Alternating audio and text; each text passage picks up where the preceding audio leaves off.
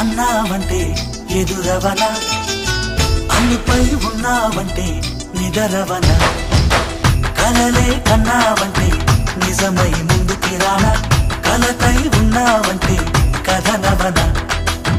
అమ్మలో ఉండే సగం అక్షరం నేనే, నాన్నలో రెండో సగం లక్షణం నేనే. అమ్మ తోడు నాన్న తోడు అన్ని నీకు అన్నే చూడు, చెల్లిపోని బంధం నేనమ్మా.